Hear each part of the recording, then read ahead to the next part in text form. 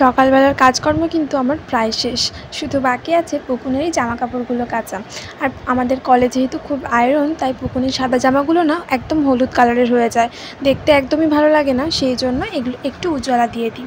তো জামাকাপড় কাচা হয়ে গেছে, তো চলো এবার মেলে দিই। আর তোমাদের সবাইকে জানাই গুড মর্নিং।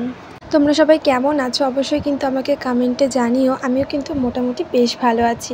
তো জামাকাপড় কাচা হয়ে গেছে, এবার জামাকাপড়গুলো মেলে নিলাম। এবার যাব ঘরে, কারণ আগের দিনই মনে মনে প্ল্যান করে রেখেছি ঘরের একটা কোণা আমি গোছাবো। কারণ আমি না প্রত্যেক দিনই একটা দিক পরিষ্কার করি, একদিনে এত চাপ নিতে পারি না। প্রথমত ছোট বাচ্চা, আর দ্বিতীয়ত প্রচণ্ড গরম।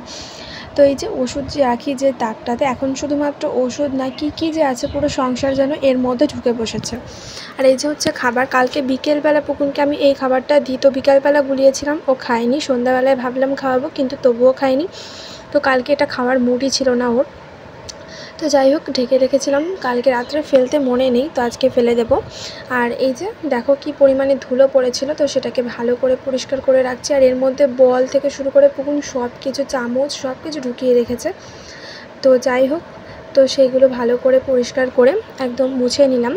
তো এগুলো আবার ভালো করে গুছিয়ে রাখবো ওর মধ্যে একটা করে। এর মধ্যে শুধুমাত্র আমি ওষুধটাই রাখি, যাতে ওষুধটা আমি হাতের কাছে পাই, কারণ ওটা ডেইলি থাকে, তো সেই জন্য আমার সুবিধা হয় হাতের কাছে থাকলে।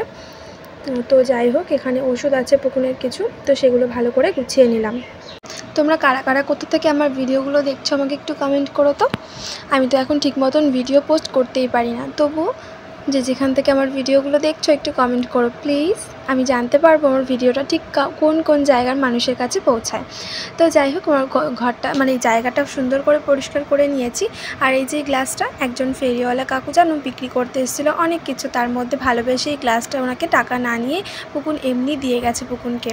তো পুকুন এই গ্লাসটার প্রত্যেক দিন জল খায়, আর পুকুন এই গ্লাসটা কিন্তু পুকুনের প্রচণ্ড প্রিয়। আর এই গ্লাসটায় যখনই ওকে আমি জল খাওয়াই তখনই কিন্তু আমার ওনার কথা মনে পড়ে।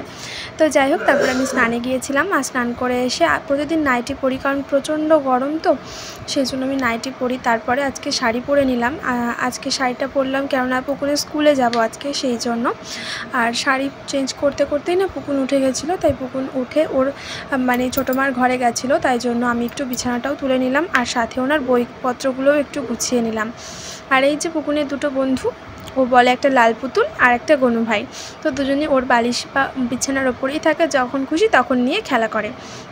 তারপরে যে কলতলায় নিয়ে এসে ওকে ব্রাশ করাবো, আর ও ব্রাশ করতে গিয়ে কিন্তু ওর প্রচুর নাটক। ওর সাথে যে কত গল্প করতে হয়, কত রকম কিছু ভুলিয়ে তারপর ব্রাশ করাতে হয়। জানি না বাচ্চাদের ব্রাশ করতে এত কিসের আলসেমি। তারপরে যে ওর জন্য খাবার বানালাম, আর তার সাথে ওর লেবু দুটো ফ্রিজ থেকে বের করে রাখলাম যাতে ঠান্ডাটা ছেড়ে যায়। আর খিচুড়িটার মধ্যে না আজকে কোনো সবজি দিইনি, কারণ ইদানিং ও খিচুড়িতে সবজি খেতে একদমই পছন্দ করছে না, তো একটু ঘি দিয়ে খিচুড়িটা খাইয়ে দিলাম। আর তারপর যাচ্ছি আমাদের বাড়ির সামনে যে জায়গাটা রয়েছে, যেখানে আমার জেঠু বাড়ি করবে আর কি, আমার জেঠু শ্বশুর আর কি। তো তিনি হচ্ছে সমস্ত কিছু ইটবালি তুলে রেখেছে, কিন্তু কিছুদিন আগে পর্যন্ত প্রচণ্ড বর্ষা গেল, তো সেই জন্য আর কি মিস্ত্রি লাগাতে পারছে না। তো জানি না কবে হবে, তো অবশ্যই তোমরা দেখতে পাবে। তো অবশ্যই কিন্তু আমার ভিডিওগুলো দেখো, সবই শেয়ার করবো তোমাদের সাথে। তারপর বাড়ি এসে দেখি এখানে কলাইয়ের ডাল, এখানে বালিতে মা আর কি ভাজছে।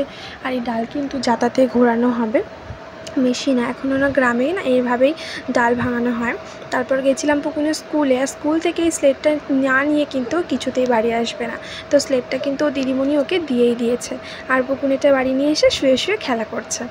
তারপর আমি অনেক দিন বাদে ভাবলাম একটু নিজের চুলের যত্ন করি। আর এই যে বুনু কিন্তু একদম হাতে গ্লাভস পরে বসে পড়েছে আমার হাত চুলে আর কি লাগিয়ে দেওয়ার জন্য, কারণ হাত কালো হয়ে যায়, তো সেই জন্য। তারপর চুলে এটা লাগিয়ে আমি রান্নাঘরে চলে গেছিলাম খাওয়া দাওয়া করতে। তো খাওয়া দাওয়া কমপ্লিট করে রান্নাঘরটা মুছে নিলাম, মুছে এবার চলে যাব ঘরে। আর কি যে বিভৎস গরম পড়েছে সেটা মুখের ভাষায় আর কি প্রকাশ করা ইম্পসিবল। তো ঘরে এসে সবার আগে ড্রেস চেঞ্জ করে নিলাম, কারণ শাড়ি পরে আরও বিভৎস গরম লাগছিল। আর পুকুন এখানে ঘুমাচ্ছে দুটো ফ্যান চালিয়ে, তো উঠলে পারে খাওয়াবো অনেক কাজ। পুকুনের ঘুম থেকে ওঠার পর না দুপুরবেলা আর কোনো ভিডিও করতে পারিনি, কেননা প্রচণ্ড গরম ছিল, তাই ওকে নিয়েই আমাকে একটু ব্যস্ত ছিলাম আর কি। ওকে খুব কষ্ট পাচ্ছে ছেলেটা আমার গরমে। আর দুপুরবেলা ঘরটার অবস্থা খুব খারাপ ছিল, বিকালবেলা সবটা একদম পরিষ্কার করে গুছিয়ে নিয়েছি। আর তারপরে ভাবলাম একটু মুড়ি খাই, তো সেটাই খাচ্ছিলাম বসে বসে। আর দেখো ঘেমে আমার অবস্থায় কি। তো যাই হোক, চলো আজকের মতন আসি, দেখা হবে নতুন কোনো ভিডিওর সঙ্গে। ততক্ষণ সবাই খুব ভালো থেকো।